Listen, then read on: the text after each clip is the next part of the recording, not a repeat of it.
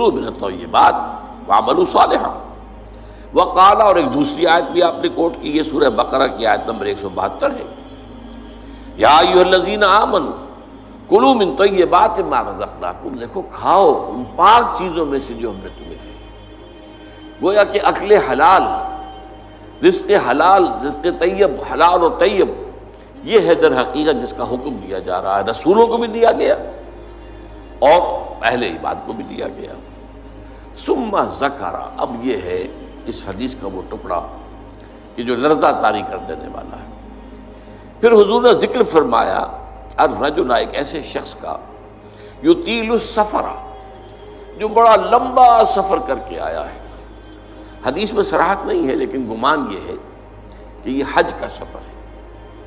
ایک شخص دور دراز سے اور احرام باندھ کے آیا ہے، اور ظاہر بات ہے کہ اس زمانے میں سفر جو ہے، فرض کیجئے کوئی شخص مدینے سے چل کر آیا ہے مکہ حج کرنے کے لیے، تو 7 دن کا سفر تو اس کا ویسے ہی ہے اونٹ کے اوپر۔ اب کیا اس کا حال ہو جاتا ہوگا، احرام کی پابندیاں، نہاتا بھی نہیں ہے، مبادا کو بال ٹوٹ جائے، دم دینا پڑ جائے، اس حوالے سے اور انتہائی احتیاط کے ساتھ جو ہے، اور وہ چل رہا ہے اور 7 دن کا سفر کیا ہے، تو کیا حال ہوا ہوگا؟ کپڑے میلے بوسیدہ، احرام میلا اور بوسیدہ ہو گیا ہوگا، بالوں کے اندر جو ہے وہ پراگندہ ہوں گے بال، اب اس کے اندر جو ہے وہ چونکہ کوئی نہ کوئی تیل ڈالا گیا، نہ خوشبو ڈالی گئی، نہ اسے انہیں جو ہے دھویا گیا، تو فرمایا ثم ذکر الرجل یطیل السفر اشعث اغبر، بال پراگندہ بھی ہے اور غبار آلود بھی ہے، اونٹوں پر سفر کیا ہے۔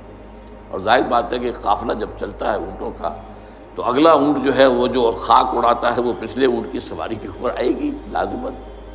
گھوڑے جب دوڑتے ہیں تو ان کے سموں سے جو اڑنے والی خاک ہے وہ ظاہر بات ہے کہاں جاتی ہے، سواروں پر بھی آتی ہے۔ یمد یدیہ الی السماء، وہ اپنے دونوں ہاتھ اٹھاتا ہے آسمان کی طرف، یا رب یا رب، اے میرے پروردگار، اے میرے پروردگار۔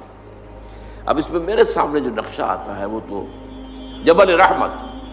اب وہاں پہنچنے کے لیے لوگ بڑی محنتیں کرتے ہیں، یہ کہ وہ چھوٹی سی پہاڑی ہے، اس پر جانے کے لیے، اور وہ کہیں سب سے اونچی چوٹی پر پہنچ کر کوئی شخص ہاتھ اٹھا کر کھڑا ہے، یمد یدیہ الی السماء، یا رب یا رب۔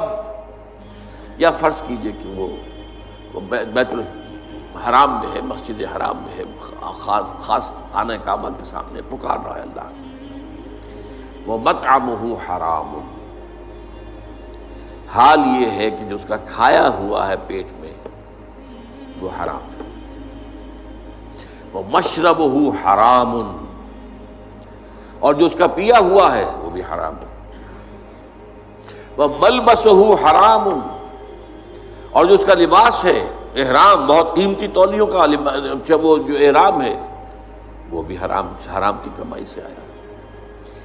وَغُذِيَ بِالْحَرَامِ، یہ سب سے آخری ٹکڑا سب سے اہم ہے، حرام کے ذریعے ہی غذا پائی ہے اس نے، اس کا تن و توش جو بنا ہوا ہے وہ حرام کی غذا سے بنا ہوا ہے۔ فَأَنَّىٰ يُسْتَجَابُ لِذَٰلِكَ، تو اس شخص کی دعا کیسے قبول ہے؟ قبولیت دعا کے اندر سب سے بڑی رکاوٹ اکل حرام۔ آپ دعا کرتے رہے، اللہ سنے گا ہی نہیں۔ انا یستجاب، کہاں سے، کیسے قبول کیسے ہو؟ وہ تو تم خود اپنی اس دعا کے راستے میں سب سے بڑی رکاوٹ ہو۔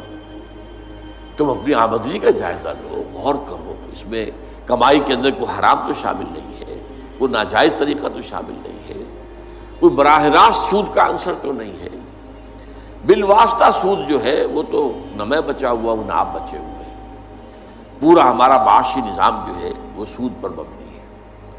ایک گندم کا دانہ بھی ہم کھاتے ہیں تو اس میں سود ہے، اس کے لیے بیج خریدا گیا سودی قرضے پر، اس کے لیے فرٹیلائزرز خریدے گئے سودی قرضے پر،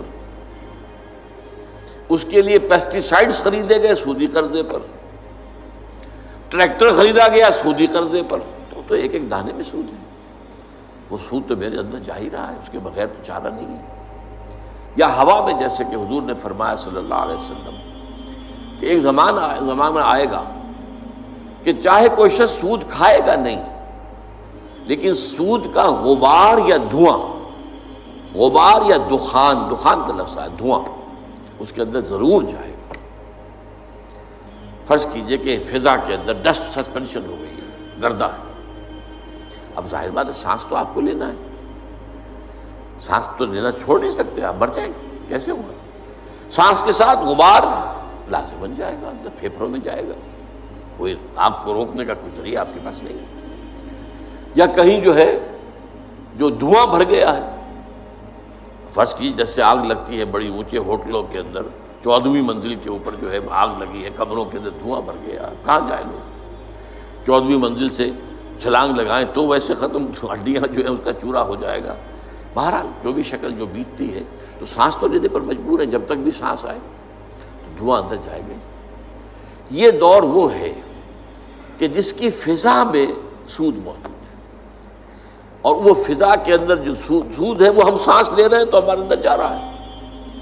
اس پہلو سے بالواسطہ انڈائریکٹ سود سے تو آج کوئی بھی بچا ہوا نہیں۔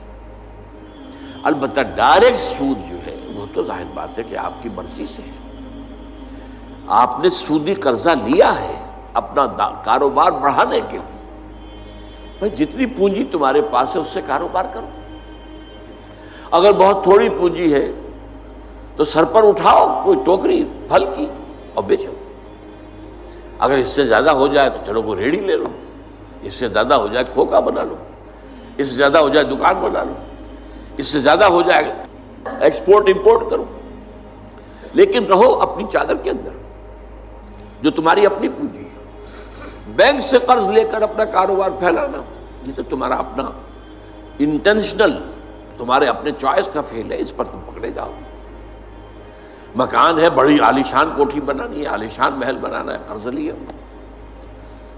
زندگی گزارنے کے لیے چھت میسر ہو سر کے اوپر، گزارا کے قابل جو ہے سکونت آپ کے پاس ہو تو بہت ہے۔ ہمیشہ تو نہیں رہنا تم یہاں، ایک وقت آئے گا کہ چاہے وہ محل ہو، چاہے وہ ڈیفنس کا جو بنگلہ ہو، کئی کروڑ کا جو ہے، نکلنا تو پڑے گا، وہاں سے جانا تو پڑے گا قبر کے اندر۔